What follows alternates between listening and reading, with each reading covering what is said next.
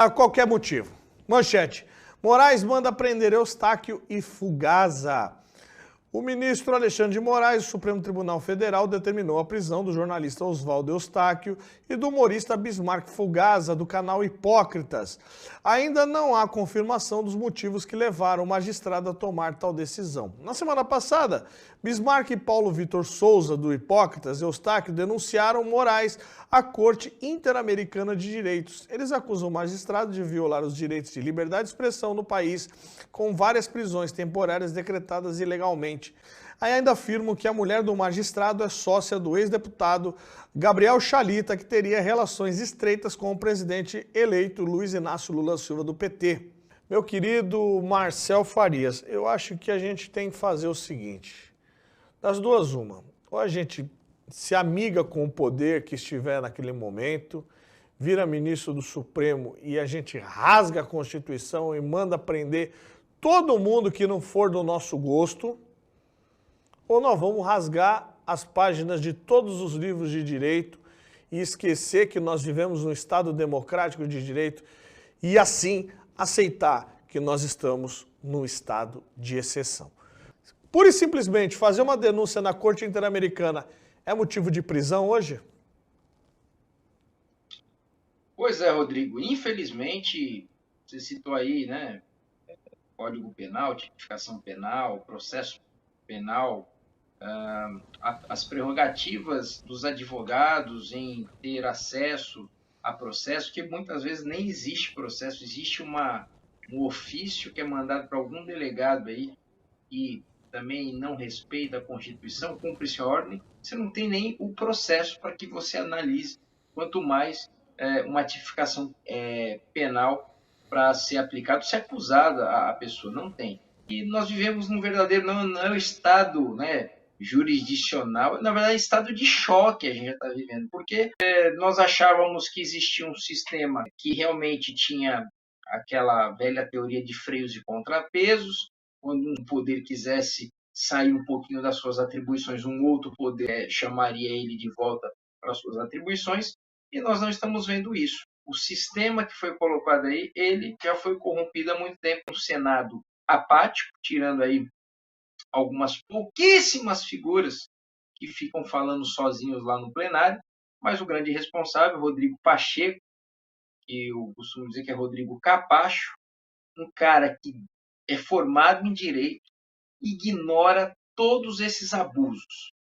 Para um sujeito fazer isso, não existe interesse em atender a população, muito menos em cumprir a Constituição. Existem interesses particulares, leva a gente a fazer essa análise, que existem interesses particulares, pessoais, entre ele e o Supremo. Será que ele é uma das partes em ações que serão julgadas no Supremo, ou de favorecimento, ou parte em defesa, escritórios?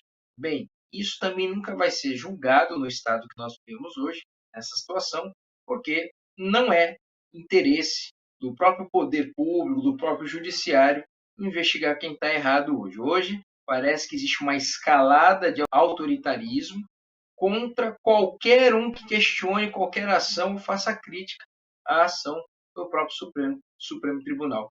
Por que eles foram denunciados ou estão pedindo a cabeça deles, se muitas pessoas foram às cortes internacionais, por exemplo, para denunciar o presidente Bolsonaro várias vezes? E por que muitas vezes, quando jogaram futebol com a cabeça do presidente Bolsonaro, nada foi feito? Isso aí foi liberdade de expressão? Repito, eu defendo a liberdade de expressão até o fim. Só que a gente não entende quais são os critérios usados. E não precisa ir muito longe. Você pega a própria fala do Alexandre de Moraes, quando ele estava angariando apoios para ser feito como ministro do Supremo, e ele mesmo contradiz as ações que ele está fazendo hoje. Na liberdade individual e intelectual, na liberdade de pensamento, na liberdade de expressão, na liberdade de crença e cultos religiosos, na liberdade de escolha, afirmando que parece que há um desejo palpitante, parece que há um desejo interno por liberdade na alma de cada ser humano. está lá, no início. Pode não se manifestar, mas finalmente a liberdade rompe. Os homens percebem que a liberdade é fundamental e que roubar a liberdade de um homem é tirar-lhe a essência de sua humanidade. Tirar-lhe a liberdade é roubar-lhe algo da imagem de Deus. E digo eu. Então, a coisa passou-se da vergonha, tá? E entrou agora no modus, não posso falar a palavra aqui, porque a minha religião não permite orar também, mas entrou nesse modo. Inclusive tem uma brincadeirinha aí entre os estudantes de direito, os advogados, que já fizeram até um memezinho com a cara dele e falaram assim, olha, juridicamente é inviável, mas... Tananã, e a carinha dele rindo. Então, a gente só fica esperando uma intervenção divina. A minha esperança é uma intervenção divina do grande Deus que tem um controle de tudo. Porque se olhar para as atitudes, as ações dos homens, dos poderes, das lideranças que aí se encontram, nada será feito.